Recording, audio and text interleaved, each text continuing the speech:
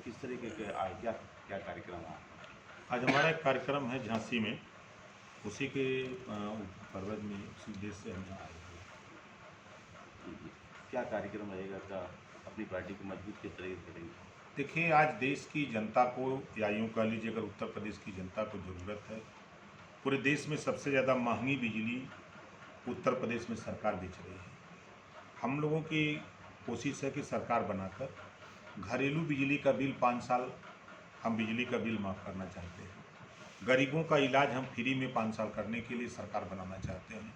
एक समान, अनिवार्य और फ्री शिक्षा हम उत्तर प्रदेश में लागू करना चाहते हैं। जातिवार जनगणना, आज प्रदेश की हालत है कि पूछा जाए कि खंगार कितना है, आरक कितना है, प्रजापति कितना है, पाल कितना है, बरार कितना है, वाल्मीकि कितना है, हिरवार कितना है, बिंद, निषाद, केवट, मल्ला कितना है, या ब्राह्मण, राजपूत, भूमिहार कितना है, पटेल कितना है, यादव कितना है, तो कोई बताने को तैयार नहीं है। 1931 के बाद जातिवार जनगणना नहीं हुई, तो हमारी सरकार बनने के बाद हम लोग जातिवार जनगणना कराने का काम करेंगे। जो 33% महिलाओं को रिजर्वेशन लोकसभा में विचाराधीन है, उस 33% रिजर्वेशन महिलाओं को राजनीति में और नौकरियों में दिलाने का पूरा प्रयास करेंगे। प्रदेश में अमन चैन और लॉ एंड ऑर्डर कायम करने का प्रयास करेंगे। अभी हाल ही में आपको मालूम हो कि भारतीय जनता पार्टी कहती थी कि हम दागी लोग अपनी पार्टी में दान नहीं करेंगे, लेकिन वैभव चतुर्वेदी को, जो खराब कारोबारी है, उसका कल उनको शपथ ली है उन्होंने। देखिए, दुनिया में अगर झूठ बोलने वाली कोई पार्टी है दुनिया में, तो उसका नाम है भारतीय जनता पार्टी। भारतीय जनता पार्टी एक ऐसी वॉशिंग मशीन है कि अपराधी उधर से आते हैं और एक तरफ से हिलते हैं और दूसरी तरफ क्लीन होकर निकलते हैं। इटावा में एसपी को थप्पड़ मारने वाला नेता आज जिलाध्यक्ष बन गया भारतीय जनता पार्टी का।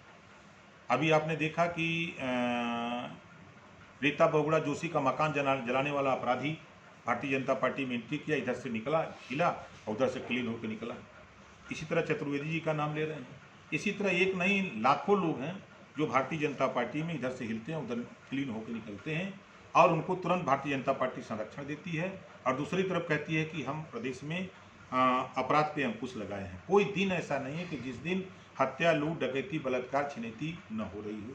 आए दिन जब अपराधियों को संरक्षण भारतीय जनता पार्टी दे रही है, बलात्कारियों को संरक्षण मिल रहा है। आप चिन्मयानंद को देखिए, आप वहीं सेंगर को देखिए। तो ये भारतीय जनता पार्टी शुद्ध रूप से झूठ बोलने वाली पार्टी है, समाज को गुमराह करके पिछड़े दलित का हिस्सा लूटने वाली पार्टी है। ये धर्म का गोला या धर्म का चाशनी चटा करके ये पिछड़ों का जो 52% आबादी है उनका हिस्सा लूट रही है। दलितों का जो 21% आबादी है वो हिस्सा लूट रही है। ये हिस्सा देने के बजाय आज भी देखिए 69,000 शिक्षक भर्ती में लखनऊ में बच्चे लाठी खा रहे हैं। आपके इसी बादा में कृषि विभाग में भर्ती होती है 13, तो 11 राजपूत रख दिए जाते हैं। कहाँ गया रिजर्वेशन 27% और 21%?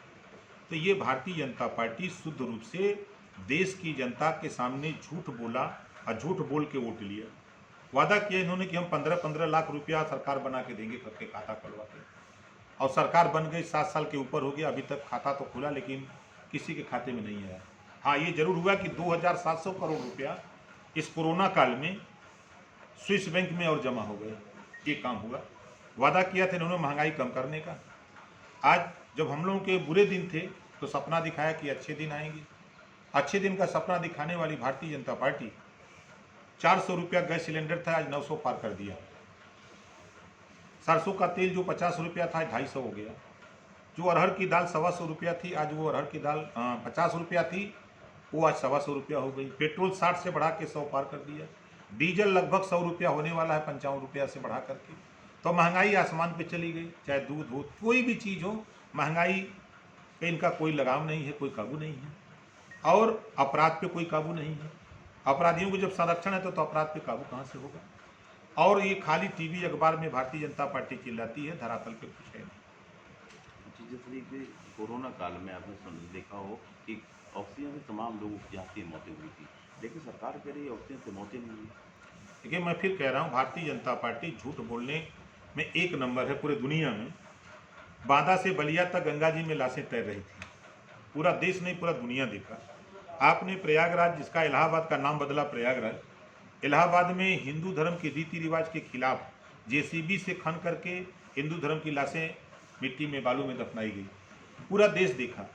और अस्पतालों के गेट के सामने तमाम लोग ऑक्सीजन के लिए, कोई बेड के लिए, कोई वेंटिलेटर के लिए, कोई दवा के लिए तड़प तड़प के लोग मर गए। लेकिन ये सरकार सच को मानने के लिए तैयार नहीं है। झूठ के आधार पे ये सरकार चल रही है। इनके जितने भी प्रोपोगंडा हों, ये समाज की मूलभूत समस्या से ध्यान भटका करके एक न एक ये सबूफा छोड़ते रहते हैं। जैसे उदाहरण आपको बता दें, अभी अगर 3 महीना पहले जाएंगे तो ये हुआ कि सीएम को बदला जाएगा, प्रदेश में कोरोना से निपटने में फेल थे, महंगाई से, तो सीएम को बदलने को लेकर लखनऊ से दिल्ली तक हल्ला मचा, कुछ नहीं हुआ। फिर इन्होंने कहा कि अब जो जनसंख्या नियंत्रण आ गया, फिर उसको भी नहीं कर पाए। अब शुरू किए हैं, अब तालिबान को ले आने वाले हैं, शुरू करेंगे तालिबान को। तो ये मूलभूत समस्या से भटका करके ध्यान सिर्फ वोट लेने की कवायद करते हैं।